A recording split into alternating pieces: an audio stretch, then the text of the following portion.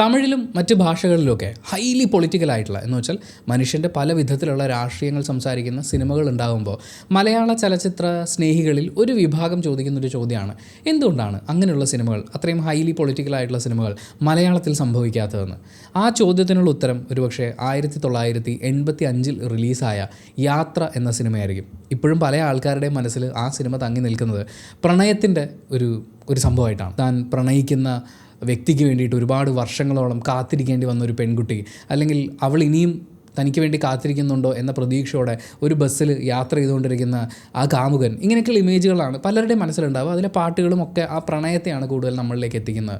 പക്ഷേ യാത്ര എന്ന സിനിമ റീവാച്ച് ചെയ്യുമ്പോൾ 2025 ആ സിനിമയിലേക്ക് ഞാൻ നോക്കുമ്പോൾ എനിക്കവിടെ കാണാൻ പറ്റുന്നത് ഏറ്റവും മോശമായ രീതിയിൽ മനുഷ്യത്വം ഹനിക്കപ്പെട്ടുകൊണ്ടിരുന്ന കേരളത്തിലെ എന്നല്ല ഇന്ത്യയിലെ തന്നെ മൊത്തം ജയിൽ സിസ്റ്റം എങ്ങനെയാണ് വർക്ക് ചെയ്തിരുന്നത്, അത് എത്രത്തോളം മോശപ്പെട്ട അവസ്ഥയിലായിരുന്നു. അവിടെ അടിയാളരെ പോലെ കഴിയേണ്ടി വന്നിരുന്ന ജയിൽ പുള്ളികളുടെ ദുരവസ്ഥകൾ എന്തൊക്കെയായിരുന്നു, അത് വളരെ ഗംഭീരമായിട്ട് സ്ക്രീനിലേക്ക് എത്തിക്കുന്ന ഒരു സിനിമയാണ് യാത്ര. സംഭവം നമ്മൾ ഇതുപോലെയുള്ള സിനിമകൾ തമിഴിൽ ഉണ്ടാകുന്നതിന് പകരം മലയാളത്തിൽ എന്താ ഉണ്ടാവാത്തതെന്ന് ചോദിക്കുമ്പോൾ സംവിധായകനും തിരക്കഥാകൃത്തും ക്യാമറ ചലിപ്പിച്ചിരിക്കുന്നതും ബാലു മഹേന്ദ്രയാണ്. സിനിമയുടെ കഥ ജോൺ പോളിൻ്റെയാണ്. ഇളയരാജയാണ് ഈ സിനിമയ്ക്ക് സംഗീതം പകർന്നിട്ടുള്ളത്. ONV ആണ് വരികൾ ഒരുക്കിയിട്ടുള്ളത്. മമ്മൂട്ടി, ശോഭന, അടൂർ ഭാസി തുടങ്ങിയ ഒരു വലിയ താരനിരയുണ്ട്. പക്ഷേ ഈ സിനിമയിൽ എൻ്റെ ഏറ്റവും പ്രിയപ്പെട്ട അഭിനേതാവിൻ്റെ പേര് എനിക്ക് കണ്ടെത്താൻ പറ്റിയിട്ടില്ല എന്നുള്ളതാണ് വാസ്തവം.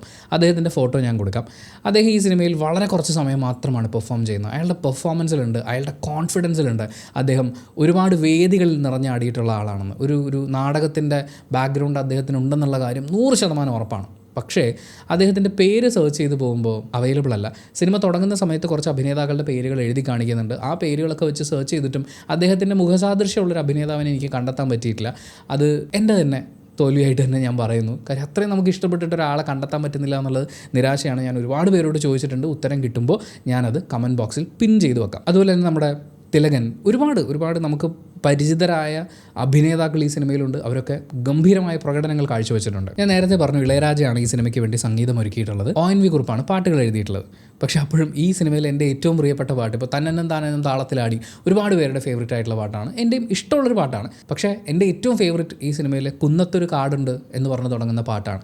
അത് ആക്ച്വലി 1968 റിലീസായ അസുരവിത്ത് എന്ന് പറയുന്ന ഒരു സിനിമയിലെ പാട്ടാണ്. രാഘവ മാസ്റ്റർ സംഗീതം പകർന്ന് ഭാസ്കര മാഷ് വരികൾ ഒരുക്കിയിട്ടുള്ള പാട്ടാണത്. കുന്നത്തൊരു കാവുണ്ട്, കാടിനടുത്തൊരു മരമുണ്ട്, മരത്തിൽ നിറയെ പൂവുണ്ട്, പൂ പറിക്കാൻ പോരാമോ പൂങ്കുയിലെ പെണ്ണാള്. ഇതാണ് ആ വരി. പക്ഷേ ആ ഒറിജിനൽ സിനിമയിലുള്ള ട്രാക്ക് പോലെ അല്ല ഇതിലത് പാടുന്നത്. ഒരാൾ ഇങ്ങനെ പാടുകയാണ്, വേറെ ഇൻസ്ട്രുമെൻറ്റ്സ് ഒന്നും ഇല്ലാതെ പാടുകയാണ്. ഭയങ്കര രസം അത് കേട്ടിരിക്കാൻ, ഭയങ്കര ഇമോഷനാണത്.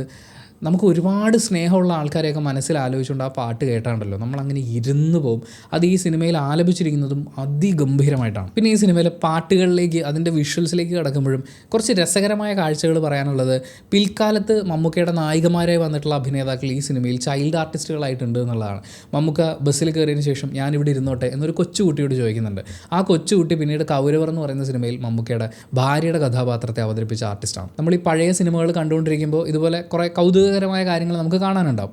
എന്തായാലും സിനിമ തുടങ്ങുന്ന സമയത്ത് നമ്മൾ കാണുന്നത് അയാൾ ഒരുപാട് ക്ഷീണിതനാണ്, ഒരുപാട് ദൂരെ നിന്ന് വരികയാണ്, ഒരുപാട് ദൂരേക്ക് അയാൾക്ക് പോകാനുണ്ട് എന്ന് നമുക്ക് മനസ്സിലാവും. ഒരുപാട് വാഹനങ്ങൾക്ക് അയാൾ കൈ കാണിക്കുന്നുണ്ട്, പക്ഷേ അവരൊന്നും തന്നെ നിർത്തുന്നില്ല. പോകുന്ന യാത്ര ഒരു ഹൈ റേഞ്ച് ഏരിയയിലേക്കാണ് എന്നുള്ളത് ഏകദേശം നമുക്ക് മനസ്സിലാക്കാനും പറ്റും. എന്തായാലും അദ്ദേഹം കൈ കാണിച്ചിട്ട് അയാളുടെ മുന്നിൽ നിർത്തുന്നത് ഒരു സ്കൂൾ ബസ്സാണ് എന്നാണ് എൻ്റെ ഒരു ധാരണ. അപ്പോൾ അതിൽ ഒരു ക്രിസ്ത്യൻ പ്രീസ്റ്റാണുള്ളത്. അടൂർ ഭാസിയാണ് ആ ക്യാരക്ടർ ചെയ്യുന്നത്. കുറച്ച് കുട്ടികളുമുണ്ട്. അവർ പാട്ടുകളൊക്കെ പാടി വരികയാണ്. അതിൽ പരസ്പരം പ്രണയിക്കുന്ന 2 ആൾക്കാരുമുണ്ട്. അവരുടെ പ്രണയമൊക്കെയാണ് ഈ തന്നെന്നും താനെന്നും താളത്തിലാടി പാട്ടിൽ നമ്മൾ കാണുന്നത്. വളരെ രസമായിട്ട് വിഷ്വലൈസ് ചെയ്തിട്ടുണ്ട്. ബാലു മഹേന്ദ്രയുടെ ഒരു സിനിമകളുടെ പ്രത്യേകത എന്ന് പറയുന്നത് ഈ പ്രണയിക്കുന്ന ആൾക്കാരെ ബാലു മഹേന്ദ്രയുടെ കണ്ണിലൂടെ കാണുക എന്ന് പറയുന്നത് അത് ഭയങ്കര രസമാണ്. അത് ഈ സിനിമയിൽ നമുക്ക് ത്രൂ ഔട്ട് എൻജോയ് ചെയ്യാൻ പറ്റും. ശരിക്കും ഈ സിനിമയിൽ ശോഭന അവതരിപ്പിച്ചിരിക്കുന്ന കഥാപാത്രത്തിൻ്റെ പെർഫോമൻസ്, ആ സമയത്തെ അവരുടെ ഒരു തുടക്ക സമയമൊക്കെയാണ്, എല്ലാം കൂടി പരിഗണിക്കുമ്പോൾ എനിക്ക് ചിലയിടങ്ങളിൽ ഭയങ്കര ക്രിഞ്ചായിട്ടും ഭയങ്കര ഓവറായിട്ടും ഒക്കെ തോന്നിയിട്ടുണ്ടായിരുന്നു. അവരുടെ ആ ഡാൻസിൻ്റെ ഒരുപാട് എക്സ്പ്രഷൻസ് നമുക്ക് ഇവിടെ വന്ന് വീഴുന്നതായിട്ട് കാണാൻ പറ്റും. പിന്നെ ഈ ക്യൂട്ട്നെസ് കാണിക്കാൻ വേണ്ടിയിട്ടുള്ള അങ്ങനെയൊക്കെ ഫീൽ ചെയ്യുന്ന കുറേ കാര്യങ്ങളുണ്ട്. അപ്പോൾ പോലും ഓരോ സീനിലും എല്ലാവരും വളരെ ബ്യൂട്ടിഫുൾ ആണ് കാണാൻ. അതായത് ഈ വ്യക്തികളെ നമ്മൾ കാണുമ്പോൾ അവരുടെ ഏറ്റവും സുന്ദരമായ ഭാവങ്ങൾ നമ്മളിലേക്ക് എത്തിക്കുക എന്ന് പറയില്ലേ, എന്താ പറയുക, ബാലുമഹേന്ദ്രയുടെ കണ്ണിൽ പ്രണയിക്കുന്ന ആളുകളെ കാണാൻ ഒട്ടുക്കത്ത ഭംഗിയാണ്. അപ്പോൾ കഥയിലേക്ക് വരികയാണെങ്കിൽ നമ്മുടെ മമ്മൂക്ക അവതരിപ്പിക്കുന്ന കഥാപാത്രം ഉണ്ണികൃഷ്ണൻ എന്നാണ് അയാളുടെ പേര്. അയാളൊരു ഫോറസ്റ്റ് ഓഫീസറാണ്. ഇദ്ദേഹം ബസ്സിലിരുന്ന് കഥ പറയുന്ന സമയത്ത് ജയിലിൽ നിന്ന് റിലീസായി വന്നതാണ്, ഒരു കൊലക്കുറ്റമാണ് ചെയ്തത് എന്നുള്ളതാണ് അവരോട് പറയുന്നത്. അപ്പോൾ നമ്മളും അതറിഞ്ഞ് ഞെട്ടാണ്. അതിനുശേഷം ഇയാളുടെ പാസ്റ്റാണ് നമ്മൾ കാണുന്നത്. ഉണ്ണികൃഷ്ണൻ ഒരു ഹൈ റേഞ്ച് ഏരിയയിൽ പോയി ബസ് ഇറങ്ങാണ്. സ്ഥലത്തിൻ്റെ പേര് അരുണഗിരി എന്നാണ്. അതായത് പല ആളുകളും അങ്ങോട്ട് ട്രാൻസ്ഫർ വാങ്ങി പോകാൻ ഇഷ്ടപ്പെടുന്നില്ല എന്നുള്ള രീതിയിലാണ് അദ്ദേഹം അവതരിപ്പിക്കുന്നത്. കാരണം അതൊരു ഓണം കേറാമൂല എന്നൊക്കെ നമ്മൾ പ്രയോഗിക്കുന്ന തരത്തിലുള്ളൊരു സ്ഥലമാണ്. അവിടെ ശൗചാലയങ്ങൾ പോലുമില്ല. അപ്പോൾ അതും സിനിമയിലൊരു കോമഡി ആയിട്ട് കാണിക്കുന്നുണ്ട്. നമ്മുടെ മമ്മൂക്കയുടെ ക്യാരക്ടർ എവിടെ രാവിലെ പ്രഭാത കൃത്യങ്ങൾ നിർവഹിക്കാൻ പോകും എന്നൊക്കെയുള്ളത്. അതുമായി ബന്ധപ്പെട്ട കോമഡി സീക്വൻസുകളുണ്ട്. ഇവർ നായകനും നായികയും തമ്മിൽ തമാശയോടുകൂടി സംസാരിക്കുന്നത്. അപ്പോൾ ഇദ്ദേഹത്തിൻ്റെ പ്രായം, കുടുംബ പശ്ചാത്തലം ഇതൊക്കെ വിവരിക്കുന്നുണ്ട്. ഏകദേശം 32 വയസ്സായിട്ടുള്ള ആളാണ്. അയാൾ കല്യാണം കഴിച്ചിട്ടില്ല. കുടുംബം എന്ന് പറയാൻ അങ്ങനെ കാര്യമായ ആളുകളൊന്നുമില്ല. അനാഥാലയത്തിലാണ് വളരുന്നത്. അതിനുശേഷം അദ്ദേഹത്തിന് ഒരു സുഹൃത്തിനെ കിട്ടി, ബാലൻ്റെ അമ്മയോടൊപ്പം അവരും കൂടി കൊടുത്ത സ്നേഹവും ആഹാരവും അതൊക്കെ ഇയാളെ ബാലൻ്റെ ഫാമിലിയിലൊരു ഭാഗമാക്കി മാറ്റുന്നുണ്ട്. മുതിർന്ന ശേഷം 2 സ്ഥലങ്ങളിലായി. പക്ഷേ ആ സ്നേഹം ഇന്നും ഉള്ളിൽ ഒരുപാട് കാത്തു സൂക്ഷിക്കുന്നുണ്ട്. അവർ തമ്മിൽ കൊടുത്തിട്ടുള്ളൊരു വാക്കെന്ന് പറയുന്നത് പരസ്പരം വിവാഹത്തിന് നേരിട്ട് ക്ഷണിക്കും എന്നുള്ളതാണ്. അത് പിന്നീട് നമ്മൾ സിനിമയിൽ കാണുന്നുണ്ട് അവിടെ എന്താണ് സംഭവിക്കുന്നത് എന്നുള്ളത്. എന്തായാലും അങ്ങനെ ഫോറസ്റ്റ് ഓഫീസറായി അവിടെ എത്തിയിരിക്കുന്ന ഉണ്ണികൃഷ്ണൻ എന്ന് പറയുന്ന ക്യാരക്ടർ അയാൾ ഒരു കടയിൽ സാധനങ്ങൾ വാങ്ങാൻ പോകുന്ന സമയത്താണ് തുളസി എന്ന നായിക കഥാപാത്രത്തിനെ, ശോഭന അവതരിപ്പിച്ചിരിക്കുന്ന കഥാപാത്രത്തിനെ കാണുന്നത്. ഈ തുളസിയുടെ ക്യാരക്ടറിൻ്റെ പ്രത്യേകത എന്താണെന്ന് വെച്ച് കഴിഞ്ഞാൽ അവരുടെ അമ്മ വളരെ ചെറിയ പ്രായത്തിൽ 7ാം ക്ലാസ്സിൽ പഠിക്കുന്ന സമയത്ത് മരിച്ചു. അതോടുകൂടി ഇവരുടെ വിദ്യാഭ്യാസവും അവസാനിച്ചു. അച്ഛൻ ഒരു തോട്ടം തൊഴിലാളിയാണ്, കങ്കാണിയാണ്. പുള്ളിയുടെ പ്രശ്നം എന്ന് പറഞ്ഞാൽ ഭാര്യ മരിച്ച സങ്കടത്തിൽ പുള്ളി ഇപ്പോഴും വെള്ളവടിയാണ്. ആ വെള്ളവടി കാരണം സമ്പാദ്യവുമില്ല, സുരക്ഷിതത്വമില്ല എന്ന് പറയുന്ന ഒരു അവസ്ഥയിലൂടെയാണ് ആ പെൺകുട്ടി കടന്നു പോകുന്നത്. പിന്നീട് ഈ സിനിമയിൽ നമ്മുടെ ഉണ്ണികൃഷ്ണൻ എന്ന് പറയുന്ന കഥാപാത്രം ജയിലിലാവുന്ന സമയത്ത് ജീവപര്യന്തം തടവിന് ശിക്ഷിക്കപ്പെടുകയാണ്. അപ്പോൾ തടവ് കഴിഞ്ഞ് പുറത്തിറങ്ങുന്ന സമയമാകുമ്പോഴേക്ക് ഈ പെൺകുട്ടിക്ക് 27 വയസ്സാകും എന്നുള്ളത് കൊണ്ട് അവളോട് വേറെ കല്യാണം കഴിക്കാൻ, കാര്യം അവളുടെ യൗവനം മുഴുവൻ നഷ്ടപ്പെടുകയാണ്, അതുകൊണ്ട് വേറെ കല്യാണം കഴിക്കണം എന്നൊക്കെ പറയുന്ന ചില രംഗങ്ങളുണ്ട്. അപ്പോൾ അതൊക്കെ കൂടി വെച്ച് കാൽക്കുലേറ്റ് ചെയ്യുമ്പോൾ ഒരു 17-18 വയസ്സെങ്കിലും മിനിമം പ്രായമുള്ളൊരു ക്യാരക്ടറാണ് ശോഭന അവതരിപ്പിക്കുന്നത്. ഇവർ തമ്മിൽ പരിചയപ്പെട്ടതിന് ശേഷം അവർക്കിടയിലുള്ളൊരു ബന്ധം വളരുന്ന കാഴ്ചയൊക്കെയാണ് നമ്മൾ പല രംഗങ്ങളിലൂടെ കാണുന്നത്. അതിൽ ഞാൻ നേരത്തെ പറഞ്ഞ പോലെ മമ്മൂട്ടിയാണെങ്കിലും ശോഭനയാണെങ്കിലും അവരുടെ എക്സ്പ്രഷനിലൊക്കെ ഇന്ന് കാണുമ്പോൾ എന്ന് തോന്നിപ്പിക്കുന്ന രംഗങ്ങളുണ്ട്. അതിൻ്റെ പേരിൽ എന്നെ കല്ലെറിയരുത് പ്ലീസ്. പക്ഷേ നല്ല രസമാണ്. നമ്മുടെ മമ്മൂക്കയുടെ ആ ഒരു ഫ്ലേട്ടിങ് ടെക്നിക്കുകൾ, അതിൻ്റെ ഭാഗമായിട്ടുള്ള പുള്ളിയുടെ മുഖത്തുണ്ടാകുന്ന ചമ്മലുകൾ, ഇതൊക്കെ ഭയങ്കര രസമാണ്. അതേപോലെ തന്നെ നല്ല അസൽ ഡബിൾ മീനിങ് കോമഡിയൊക്കെ ഒറ്റയ്ക്ക് തൻ്റെ മുറിയിലേക്ക് വരുന്ന, താൻ താമസിക്കുന്ന സ്ഥലത്ത് ഒറ്റയ്ക്ക് തൻ്റെ മുറിയിലേക്ക് വരുന്ന പെൺകുട്ടിയോട് ഇയാൾ പറയുന്നുണ്ട്. കാരണം ഈ പെൺകുട്ടി നടക്കുമ്പോൾ മുഴുവൻ ഈ കൊലുസിട്ടിട്ടുണ്ട്. അപ്പോൾ അതിൻ്റെ സൗണ്ട് ഉള്ളതുകൊണ്ട് കുട്ടി വരുമ്പോൾ നമുക്ക് നേരത്തെ തിരിച്ചറിയാമെന്നാണ് പറയുന്നത്.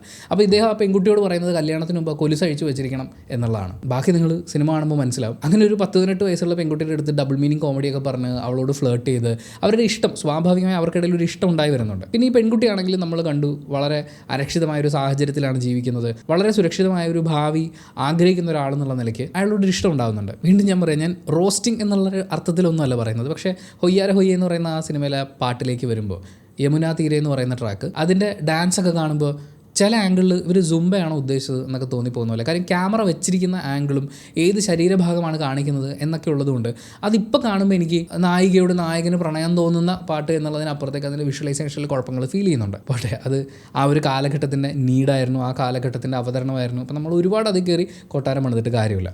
എന്തായാലും ഇവർക്കിടയിലുള്ള ഈ ഒരു സൗഹൃദം അല്ലെങ്കിൽ പ്രണയമായി വളർന്നുകൊണ്ടിരിക്കുന്ന ഒരു ബന്ധം, അതിനെക്കുറിച്ച് നാട്ടിൽ അപവാദ കഥകളൊക്കെ ഉണ്ടാകുന്ന സമയത്ത് ആ അപവാദങ്ങളൊക്കെ അവർ പറയട്ടെ എന്ന്, അത് കേൾക്കാൻ എനിക്ക് ഇഷ്ടമാണ് എന്ന് ഉണ്ണികൃഷ്ണൻ്റെ കഥാപാത്രം തുളസിയോട് പറയുന്നുണ്ട്. ഇതിനിടയിൽ ഉണ്ണികൃഷ്ണൻ്റെ ഒരു പനി വരുന്ന സമയത്ത് തുളസി അയാളെ പരിപാലിക്കുന്നു. പക്ഷേ അതിൽ ഒരു പെർട്ടിക്കുലർ രംഗത്ത് ഞാൻ ശ്രദ്ധിച്ചെന്താണെന്ന് വെച്ച് കഴിഞ്ഞാൽ ഒരു ഡയലോഗ് പറഞ്ഞു തുടങ്ങുകയാണ്, അല്ലെങ്കിൽ ഒരു സിറ്റുവേഷൻ ഇങ്ങനെ പറഞ്ഞുകൊണ്ടിരിക്കുകയാണ്. ആ സമയം മുഴുവൻ ശോഭന വളരെ സെൻറ്റി ആയിട്ടുള്ള ഒരു ട്രാക്കിലാണ് പറഞ്ഞുകൊണ്ടിരിക്കുന്നത്. പെട്ടെന്നൊരു മൊമെൻറ്റിൽ ഭയങ്കര നാണവും ഭയങ്കര റൊമാൻസും ഒക്കെ ആയിട്ട് ഒരു ഡയലോഗ് പറയും. ആ ഡയലോഗ് പറഞ്ഞു കഴിഞ്ഞാൽ ഉടനെ തന്നെ വീണ്ടും കരയാൻ പോകുന്നു എന്ന് പറയുന്ന പോലെ ഭയങ്കര ഫാസ്റ്റായിട്ട് ഇമോഷൻസ് മാറിപ്പോകുന്നത് പോലെയുള്ള അവതരണങ്ങളുണ്ട്. അത് ആ പ്രായത്തിൻ്റെ, ആ പ്രദേശത്ത് വളർന്ന ഒരാളുടെ, അങ്ങനെയൊക്കെയുള്ള കുറേ കാര്യങ്ങൾ കൊണ്ടായിരിക്കാം. പക്ഷേ വീണ്ടും പറയുന്നു, ഇന്നത്തെ കാഴ്ചയിൽ ഞാനതിങ്ങനെ നോക്കുമ്പോൾ ഭയങ്കര ഫാസ്റ്റായിട്ട് ഇമോഷൻസ് ഒക്കെ ഇങ്ങനെ പൊയ്ക്കൊണ്ടിരിക്കുക. എന്തായാലും ഈ പ്രണയം അവളുടെ അച്ഛനോട് തുറന്നു പറയുകയാണ്. അച്ഛൻ ഉണ്ണികൃഷ്ണനെ ചെന്ന് കാണുന്നു. എന്നിട്ട് അയാളോട് പറയുന്നു, ഒരു കങ്കാണിയുടെ മകളും നിങ്ങൾ തമ്മിലുള്ളൊരു വിവാഹം, അതിൽ കുറേ പ്രശ്നങ്ങളുണ്ടെന്ന് പറയുമ്പോൾ ജാതി എനിക്കൊരു പ്രശ്നമല്ല, മറ്റു കാര്യങ്ങളൊന്നും തന്നെ ഞാൻ ചിന്തിക്കുന്നില്ല, അവളെ ഞാൻ നല്ലോണം നോക്കിക്കോളാം എന്നൊക്കെ ഉണ്ണികൃഷ്ണൻ പറയുന്നുണ്ട്. എന്തായാലും കല്യാണം കഴിക്കാൻ തീരുമാനിച്ച കാര്യം നേരിട്ട് തൻ്റെ സുഹൃത്തായ ബാലനോട് പറയണം എന്നുള്ളതുകൊണ്ട് ബാലൻ്റെ അടുത്തേക്ക് ഇദ്ദേഹം പോവുകയാണ്. പക്ഷേ ബാലൻ്റെ വീട്ടിൽ ചെന്ന് കഴിയുമ്പോഴാണ് അറിയുന്നത് ബാലൻ മരിച്ചു എന്നുള്ളത്. അവൻ്റെ അമ്മയെ ആശ്വസിപ്പിച്ചതിന് ശേഷം തിരിച്ചു വരാനുള്ള പരിപാടിയാണ് ഇയാൾ നോക്കുന്നത്. പക്ഷേ ഒരു കടയിൽ ചെന്ന സമയത്ത് ഇയാളെ പോലീസുകാർ കാണുകയും നോട്ട് ചെയ്യുകയും ചെയ്യുന്നുണ്ട്. കാരണം ഇദ്ദേഹത്തിൻ്റെ അതേ മുഖസാദൃശ്യമുള്ള മറ്റൊരു ക്രിമിനലിനെ അവർ അന്വേഷിച്ചുകൊണ്ടിരിക്കുകയായിരുന്നു. ആ ക്രിമിനലാണ് എന്ന് തെറ്റിദ്ധരിച്ച് ഇയാളെ പോലീസുകാർ അറസ്റ്റ് ചെയ്യുകയും വളരെ മോശമായ രീതിയിൽ ട്രീറ്റ് ചെയ്യുകയും ചെയ്യുന്നുണ്ട്. വെള്ളം ചോദിക്കുമ്പോൾ ഒരു പോലീസുകാരൻ്റെ യൂറിനൊരു ഗ്ലാസ്സിലാക്കി കൊടുക്കുക, ഇത് ഈ സെല്ലൊന്ന് വൃത്തിയാക്കി കൂടെ എന്ന് ചോദിക്കുമ്പോൾ അവിടേക്ക് വളരെ ശക്തമായി വെള്ളം പമ്പ് ചെയ്ത് അയാൾ ഉപദ്രവിക്കുക, ഇങ്ങനെയുള്ള കുറേ കാര്യങ്ങൾ ചെയ്യുന്നുണ്ട്. അപ്പോൾ ഇതിലെ പ്രതിഷേധം എന്നോണം ഇയാൾ പോലീസുകാരെ തിരിച്ചാക്രമിക്കുകയും രക്ഷപ്പെടാൻ ശ്രമിക്കുകയും ചെയ്യുന്നതിനിടയിൽ ഒരു പോലീസുകാരൻ കൊല്ലപ്പെടുന്നു. അതിൻ്റെ ഭാഗമായിട്ടാണ് ഇയാൾ ജയിലിലെത്തുന്നത്. സത്യം പറഞ്ഞാൽ അവിടെ മുതലാണ് ഈ സിനിമ വളരെ ശക്തമായ ഒരുപാട് കാര്യങ്ങൾ നമ്മളോട് കമ്മ്യൂണിക്കേറ്റ് ചെയ്യുന്നു എന്നെനിക്ക് ഫീൽ ചെയ്തത്. ആ ഒരു കാലഘട്ടത്തിലൊക്കെ ജയിലിൽ അകപ്പെട്ടു പോകുന്ന ഒരാൾ നേരിടാനിടയുള്ള അനീതികൾ, നമ്മളിപ്പോൾ പല ആളുകളും പറയുന്നത് ഈ ജയിലിൽ പോയിട്ട് നന്നായി തിരിച്ചു വരുന്നു എന്ന് പറയുന്നത് എന്തോ കുറ്റം പോലെ, ജയിലിൽ പോയാൽ അവൻ നശിച്ച് നാറാണക്കല്ലെടുത്ത് തിരിച്ചു വരണം എന്നുള്ളൊരു കാഴ്ചപ്പാടാണ് ഇപ്പോഴും ഉള്ളത്. ജയിലെന്ന് പറയുന്നത് ഒരു തെറ്റിതിരുത്താനുള്ള അവസരം കൊടുക്കലാണ്. ഓഫ് കോഴ്സ് അതിൽ ശിക്ഷയുണ്ട്, ശിക്ഷയുടെ കാലാവധി എന്ന് നമ്മൾ പറയുമ്പോഴും ആ തെറ്റിൻ്റെ ആഴം മനസ്സിലാക്കി അതിനി ഒരിക്കലും ആവർത്തിക്കില്ല എന്നൊരു തിരിച്ചറിവോടെ ബോധ്യത്തോടെ അയാൾ തിരിച്ചു വന്ന് നല്ലൊരു ജീവിതം ആരംഭിക്കണമെന്നും ഈ നാടിന് ഉപകാരപ്രദമാവുന്ന രീതിയിൽ അയാളുടെ ജീവിതം മാറണം എന്നൊക്കെ അതിൻ്റെ പിന്നിലൊരു കാരണമുണ്ട്. പക്ഷേ ഈ സിനിമയുടെയൊക്കെ ഈ ഒരു കാലഘട്ടത്തിൽ എന്ന് പറയുന്നത് ജയിലിലേക്ക് വന്നു കഴിഞ്ഞാൽ പിന്നെ അയാൾ അടിമയാണ്. എല്ലാ തരം ടോർച്ചറും ഏറ്റുവാങ്ങേണ്ടതുണ്ട്, ഉദ്യോഗസ്ഥരുടെ വീടുപണി അടക്കം ചെയ്തു കൊടുക്കേണ്ടതുണ്ട് എന്നുള്ള രീതിയിലാണ് അവതരിപ്പിക്കപ്പെടുന്നത്. ജയിലിൽ വെച്ച് അയാൾ നേരിടേണ്ടി വരുന്ന നേരെ പേര് പോലും വിളിക്കില്ല, തെറിയാണ് വിളിക്കുന്നത്, ഫുൾ പച്ചത്തറി. ഒരു മനുഷ്യൻ എന്ന നിലയിൽ അയാൾക്കുള്ള എല്ലാ അവകാശങ്ങളെയും ചോദ്യം ചെയ്യുന്ന രീതിയിൽ ഇവർ പാറമടയിൽ ജോലിക്ക് പോകുന്നുണ്ട്. മെയിൻ ജോലിയായിട്ട് പറയുന്നത് പാറമടയിലെ ജോലിയാണ്. അവിടെ ആർക്കും യാതൊരു സേഫ്റ്റി ഗിയേഴ്സും ഇല്ല. കാലാവസ്ഥയിൽ നിന്നുള്ള സംരക്ഷണമോ അല്ലെങ്കിൽ പാറ പൊട്ടിക്കുക എന്ന് പറയുന്നത് ഹൈലി റിസ്കി ആയിട്ടുള്ളൊരു കാര്യമാണ്. അത് ചെയ്യുമ്പോൾ ആരുടെയും സുരക്ഷിതത്വത്തിന് യാതൊരു പ്രാധാന്യം കൊടുക്കാത്ത രീതിയിൽ മനുഷ്യനല്ല മൃഗങ്ങളെയൊക്കെ കൊണ്ടുവന്ന് പണിയെടുപ്പിക്കുന്ന പോലെയാണ് അവർ ട്രീറ്റ് ചെയ്യുന്നത്. മാത്രമല്ല ഇവരുടെയൊക്കെ ഇമോഷൻസിനും അവിടെ പുല്ല് വിലയാണ്. അവിടെ ഒരുപാട് പ്രായമായിട്ടുള്ള രാഘവൻ എന്ന് പറയുന്ന ഒരു തടവ് പുള്ളിയെ കാണാൻ വേണ്ടി കിലോമീറ്റർ കണക്കിന് യാത്ര ചെയ്ത് അയാളുടെ അമ്മ വരുമ്പോൾ വളരെ പ്രധാനപ്പെട്ട ഒരു കാര്യം മകനോട് പറയാൻ വേണ്ടി അവിടെ നിന്ന് അപേക്ഷിക്കുമ്പോൾ ഇയാൾ ഈ ജയിൽ സൂപ്രണ്ടിൻ്റെ വീട്ടിലെ ടാങ്ക് ക്ലീൻ ചെയ്യാൻ പോയിരിക്കുകയാണ്. അവിടുന്ന് വിളിച്ച സൂപ്രണ്ടിൻ്റെ ഭാര്യ വഴക്ക് പറയും എന്നുള്ളതുകൊണ്ട് ഇയാളുടെ പ്രായമായ അമ്മയെ ആട്ടിപ്പായിക്കുന്നൊരു രംഗമുണ്ട്. ഇതറിഞ്ഞ് ഇയാളൊരു വാട്ടർ ടാങ്കിന് മുകളിൽ കയറി നിന്ന് പോലീസുകാരെ വെല്ലുവിളിക്കുന്ന ഒരു സീക്വൻസ് ഉണ്ട്. അവിടെ തിലകൻ എന്ന് പറയുന്ന അഭിനേതാവ് ഒരു സൈഡിലുണ്ട്. അപ്പുറത്ത് നിൽക്കുന്ന ആർട്ടിസ്റ്റിൻ്റെ കാര്യമാണ് ഞാൻ പറഞ്ഞത്. രാഘവൻ എന്ന് പറയുന്ന ക്യാരക്ടർ, അദ്ദേഹത്തിൻ്റെ പേര് എനിക്ക് കിട്ടിയിട്ടില്ല. അതിഗംഭീരമായൊരു കോൺവെർസേഷൻ, ഒരു പക്ഷേ ഈ സിനിമയിലെ ഏറ്റവും പവർഫുള്ളായിട്ടൊരു കോൺവെർസേഷൻ നടക്കുന്നത് അവിടെയാണ്. കത്തി താഴെയിടറ എന്ന് പറയുന്ന തിലകനെ നമ്മൾ കണ്ടിട്ടുണ്ട്. പക്ഷേ ആ തിലകനെ നിഷ്പ്രഭമാക്കുന്ന എന്ന് പറയാൻ തോന്നിപ്പിക്കുന്ന കാര്യം അത്രയും ഗംഭീര ക്യാരക്ടറാണ്, അതങ്ങനെ ക്യാരി ചെയ്തിട്ടുണ്ട്. തിലകൻ എന്ന് പറയുന്ന ആർട്ടിസ്റ്റിനെയും ആ ഡയലോഗ് പറഞ്ഞ ആർട്ടിസ്റ്റിനെയും കൂടി ഞാൻ കമ്പയർ ചെയ്യാല്ല. പെർഫോമൻസ് വൈസ് ആ ഒരു സീനിൽ തിലകൻ്റെ ക്യാരക്ടറിനെ അയാൾ ഓവർടേക്ക് ചെയ്യുന്നുണ്ട്. അയാൾ തെറിയൊക്കെ വിളിക്കുന്നുണ്ട്, പച്ചത്തെറി വിളിക്കുന്നുണ്ട്, മൈ കൂട്ടി വിളിക്കുന്നുണ്ട്. പക്ഷേ നമ്മൾ ഇതുവരെ കേട്ടിട്ടുള്ള പോലെ അല്ലടോ, അതിന് ഭയങ്കര പഞ്ചുണ്ട്. പൊതുവെ തെറി കേൾക്കുമ്പോൾ നമുക്ക് ചിലപ്പോൾ ഒരു ഇഷ്ടമില്ലാത്ത ഫീലൊക്കെ ആയിരിക്കും ഉണ്ടാവുക. പക്ഷേ ഇതിനകത്ത് ഇത് കേൾക്കുമ്പോൾ ശരിക്കും സാറ്റിസ്ഫാക്ഷൻ ഫീൽ ചെയ്യും. കാര്യം അവൻ്റെ പെയിനാണത്, ആ പെയിനാണ് അയാൾ പറയുന്നത്. അത് അയാൾ അങ്ങനെ അവതരിപ്പിക്കുന്നു എന്നുള്ളത് ഞാനിപ്പോഴും പറയുന്നത്. ആ സീൻ കാണുമ്പോൾ എനിക്ക് ഭയങ്കര സാറ്റിസ്ഫാക്ഷനാണ്. പക്ഷേ അത് എൻഡ് ചെയ്യുന്നത് വളരെ ദുരന്തമായിട്ടാണ്. ഞാൻ കുട്ടിക്കാലത്ത് എപ്പോഴോ കണ്ടിട്ടുള്ള ഈ സിനിമയിൽ ഒരിക്കലും മറക്കാത്തൊരു രംഗമാണ് ഇത്. അമ്മ മകൻ റിലേഷൻഷിപ്പിന് ജയിലിനകത്ത് കിട്ടുന്ന അല്ലെങ്കിൽ കിട്ടാതെ പോയ വാല്യൂ ആണ്. അതേപോലെ തന്നെ ഒരു ഭാര്യയും ഭർത്താവും അവരുടെ സ്വയരക്ഷയ്ക്ക് വേണ്ടി ഒരാളെ കൊല്ലേണ്ടി വന്ന് അവർ ആ ജയിലിലാകുകയാണ്. കല്യാണം കഴിഞ്ഞ് വളരെ കുറച്ച് ദിവസങ്ങൾ മാത്രമേ ഒരുമിച്ച് ജീവിക്കാൻ അവർക്ക് പറ്റിയിട്ടുള്ളൂ. ഭാര്യയും ഭർത്താവും സെപ്പറേറ്റ് ആയിട്ട് ജയിലിനകത്ത് കഴിയുകയാണ്. പക്ഷേ ഭാര്യ ഗർഭിണിയാവുകയാണ്. ആ കുഞ്ഞിനെ നമുക്ക് വേണ്ട എന്ന് പറയാൻ വേണ്ടിയിട്ട് ആ ഭർത്താവ് ഭാര്യയുടെ അടുത്ത് ചെല്ലുന്ന സമയത്ത് പോലീസിൻ്റെ കയ്യിൽ അകപ്പെടുകയും അയാൾ ക്രൂരമായി തല്ലിച്ചതക്കപ്പെടുകയും ചെയ്യുന്നുണ്ട്. അത് ചോദിക്കാൻ ചെല്ലുന്ന ഉണ്ണികൃഷ്ണനോടും പോലീസുകാർ വളരെ മോശമായിട്ടാണ് പെരുമാറുന്നത്. അയാളുടെ ഗർഭിണിയായ ഭാര്യയെ കാണാൻ പോകുമല്ലേ, അത് ചോദിച്ചാൽ പെർമിഷൻ കൊടുക്കില്ല എന്ന് അത്രമേൽ ഉറപ്പുള്ളതുകൊണ്ടല്ലേ അയാൾ മതിലാടി പോകേണ്ടി വന്നത്. അതെത്ര ദാരുണമായിട്ടുള്ളൊരവസ്ഥയാണ്. നമ്മൾ മനുഷ്യത്വത്തിൻ്റെ ഏത് കോല് വെച്ച് അളന്നു കഴിഞ്ഞാലും അയാൾക്ക് ആ ഒരു അവകാശം നിഷേധിക്കപ്പെടാൻ പാടുണ്ടോ? സെൽഫ് ഡിഫെൻസിന് വേണ്ടിയാണ് അവർക്കൊരു കൊല ചെയ്യേണ്ടി വന്നത്. പക്ഷേ അന്നത്തെ അവരുടെ ഓപ്പോസിറ്റുള്ള പാർട്ടിയുടെ അധികാരത്തിൻ്റെ പവർ കൊണ്ടാണ് അവർ ജയിലിലകപ്പെട്ടു പോയത്. അതുപോലെ ഉണ്ണികൃഷ്ണനെ കാണാൻ വേണ്ടി ജയിലിൽ വരുന്ന തുളസിയോട് പോലീസുകാരൻ അപമര്യാദയെ പെരുമാറുന്നത്. കാര്യം ഇവരൊന്നും തിരിച്ചൊന്നും പറയില്ല, പറഞ്ഞു കഴിഞ്ഞാൽ അവന്മാർക്ക് നല്ല ഇടി കിട്ടും, അല്ലെങ്കിൽ അടുത്ത തവണ ഇവൾ കാണാൻ വരുമ്പോൾ ഇവളെ കാണാൻ നമ്മൾ അനുവദിക്കില്ല എന്ന് പറയുന്ന അധികാരത്തിൻ്റെ എല്ലാ ഗർവും പോലീസുകാരിൽ നിന്നുണ്ടാവുന്നതും നമ്മൾ സിനിമയിൽ കാണുന്നുണ്ട്. അതിനുശേഷം ജയിലിൽ നിന്ന് രക്ഷപ്പെടാൻ നോക്കുന്ന ഉണ്ണികൃഷ്ണനെ നമ്മൾ കാണുന്നുണ്ട്. അയാളും അതിക്രൂരമായി മർദ്ദിക്കപ്പെടുകയാണ് പോലീസുകാരുടെ ഭാഗത്തുനിന്ന്. ഇതിനിടയിലാണ് തുളസിയുടെ അച്ഛൻ ഉണ്ണികൃഷ്ണനെ വന്ന് കാണുന്നത്. നിങ്ങൾ ഈ ജീവപര്യന്തം എല്ലാം കഴിഞ്ഞ് പുറത്തിറങ്ങുമ്പോൾ എൻ്റെ മകൾക്കൊരു 27 വയസ്സെങ്കിലും ആവും, ആ സമയം കൊണ്ട് അവളുടെ നല്ല പ്രായം കഴിഞ്ഞു പോകും. ഇത് കേൾക്കുന്ന ഉണ്ണികൃഷ്ണൻ തുളസിക്ക് കൊടുക്കാൻ വേണ്ടിയിട്ട് ഒരു കത്ത് ജയിലിൽ നിന്ന് റിലീസാവുന്ന ഒരാളുടെ കയ്യിൽ കൊടുത്തു വിടുന്നുണ്ട്. നീ എനിക്ക് വേണ്ടി കാത്തിരിക്കേണ്ടതില്ല എന്നുള്ള കാര്യം രേഖപ്പെടുത്തിക്കൊണ്ട്. അതിനുശേഷം ഇയാൾക്ക് തുളസിയുടെ ഒരു കത്ത് വരുന്നുണ്ട്. പക്ഷേ ആ കത്ത് തുറന്നു വായിക്കാൻ ധൈര്യമില്ലാത്തതുകൊണ്ട് അയാളത് പിച്ച് കയറി കളയാണ്. എന്തായാലും ഈ ജീവപര്യന്ത കാലയളവെല്ലാം കഴിഞ്ഞ ശേഷം അയാൾ ഇറങ്ങുന്ന സമയത്ത് തുളസിക്കൊരു കത്ത് എഴുതുന്നുണ്ട്. ആ കത്ത് സ്വീകരിക്കാൻ അവളവിടെ ഉണ്ടെങ്കിൽ, അവളിന്നും വിവാഹം കഴിച്ചിട്ടില്ലെങ്കിൽ അയാൾക്ക് വേണ്ടി കാത്തിരിക്കണം എന്നാണ് ആ കത്തിലെ ഉള്ളടക്കം വരുന്നത്. ഇത്രയും കാര്യം ബസ്സിലിരുന്ന് പറഞ്ഞ ശേഷം ബസ്സിലുള്ള എല്ലാ ആൾക്കാരും വളരെ ആവേശത്തിൽ ഇതറിയാനുള്ള ആകാംക്ഷയുടെ പുറത്ത് തുളസി എവിടെയായിരിക്കും നിൽക്കാൻ സാധ്യതയുള്ളത് എന്നുള്ള സൈഡിലേക്ക് നോക്കി അവരുടെ മനസ്സ് നിറയുന്ന രീതിയിൽ, സിനിമ കണ്ടുകൊണ്ടിരിക്കുന്ന പ്രേക്ഷകരുടെ മനസ്സ് നിറയുന്ന രീതിയിൽ ഒരു കുന്നിൻ ചെരുവ് മുഴുവൻ വിളക്കുകൾ കൊണ്ട് അലങ്കരിച്ച് തുളസി അവളുടെ ഉണ്ണികൃഷ്ണന് വേണ്ടിയിട്ട് കാത്തിരിക്കുന്ന കാഴ്ചയാണ് നമ്മൾ കാണുന്നത്. അയാൾ അവളുടെ അടുത്തേക്ക് നടന്നു പോകുന്നു. വളരെ സുന്ദരമായിട്ടുള്ളൊരു കാഴ്ച. ഒരു പ്രണയത്തിന് വേണ്ടി എത്ര നാൾ കാത്തിരിക്കാം, അല്ലെങ്കിൽ എത്ര വേദന സഹിച്ച് കാത്തിരിക്കാൻ ഒരാളുണ്ടെങ്കിൽ ജീവിതം എത്രത്തോളം പ്രതീക്ഷ നിറഞ്ഞതാവും എന്നൊക്കെയുള്ള ഒരുപാട് കാര്യങ്ങൾ തരുന്നുണ്ട്. ആ ഒരു സീനൊക്കെ കാണുമ്പോഴേക്കും ഒരുപക്ഷെ ഈ സിനിമ കണ്ടുകൊണ്ടിരുന്ന പ്രേക്ഷകരാണെങ്കിലും ജയിലിലുണ്ടായ അനുഭവങ്ങൾ മറന്നു പോകാനുള്ളൊരു സാധ്യതയുണ്ട്. ആ ഒരു കാലഘട്ടത്തിൻ്റെ സിനിമകൾ എന്ന് പറയുന്നത് ഒരു ചരിത്രത്തിൻ്റെ രേഖപ്പെടുത്തൽ പോലുമായി മാറാൻ കഴിവുള്ള ഒന്നാണ്. നമ്മൾ ഇനിയും ഒരു 8-10 കൊല്ലവും കൂടി മുന്നോട്ട് പോകുന്ന സമയത്ത് നമ്മുടെ ജയിലുകൾ കൂടുതൽ കാര്യക്ഷമമായി മാറുകയും അവിടെ വരുന്ന പ്രതികളായിട്ടുള്ള അല്ലെങ്കിൽ ശിക്ഷയ്ക്ക് വിധിക്കപ്പെട്ട അവിടെ എത്തിയിട്ടുള്ള ആളുകളുടെ ജീവിതം വലിയ രീതിയിൽ മാറ്റുന്ന രീതിയിലുള്ള ഒരു അവസ്ഥയിലേക്കൊക്കെ എത്തിച്ചേരുമായിരിക്കും. അവരുടെ മനുഷ്യാവകാശങ്ങളെ സംരക്ഷിക്കുന്ന രീതിയിൽ കുറേയും കൂടി മികച്ച രീതിയിൽ മാറുമായിരിക്കും. പക്ഷേ നമുക്ക് ഇങ്ങനൊരു പാസ്റ്റ് ഉണ്ടായിരുന്നു എന്നുള്ളത്, കുറ്റവാളിയാക്കപ്പെട്ട് ജയിലിലേക്ക് എത്തിയാൽ അയാൾ അനുഭവിക്കേണ്ടി വരുന്ന ബുദ്ധിമുട്ടുകൾ എത്രത്തോളമാണ് എന്നുള്ളതും ഒരു മനുഷ്യൻ എന്ന രീതിയിലുള്ള യാതൊരു പരിഗണനയും കിട്ടാറില്ലായിരുന്നു എന്നൊക്കെ പറയുന്ന ഒരു രേഖപ്പെടുത്തൽ നമുക്ക് അവിടെ കാണാൻ പറ്റും. അതുപോലെ വളരെ സേർട്ടിലായിട്ട് പറഞ്ഞു പോകുന്ന ഒരു കാര്യം, കങ്കാണിയുടെ മകൾ ആയിട്ടാണ് ഇതിൽ ശോഭന അവതരിപ്പിക്കുന്ന കഥാപാത്രം ഉണ്ടാകുന്നത്. ആ ക്യാരക്ടറിൻ്റെ അച്ഛൻ, ഈ കങ്കാണി, ഫോറസ്റ്റ് ഓഫീസറായ ഉണ്ണികൃഷ്ണനോട് ചെന്ന് ഈ കാര്യങ്ങൾ പറയുമ്പോൾ ജാതി എനിക്കൊരു പ്രശ്നമല്ല എന്ന് അയാൾ പറയുന്നുണ്ട്. അപ്പോൾ ഇയാളുടെ മുതിർന്ന ഉദ്യോഗസ്ഥൻ ഇയാൾ ഉപദേശിക്കുന്നത് കൊച്ചു കൊച്ചു കുസൃതികളൊക്കെ ആവാം, പക്ഷേ നമ്മൾ നമ്മുടെ തരത്തിൽ നിൽക്കണം എന്നൊരു ഉപദേശമൊക്കെ കൊടുക്കുന്നുണ്ട്. നമ്മുടെ നാട്ടിലെ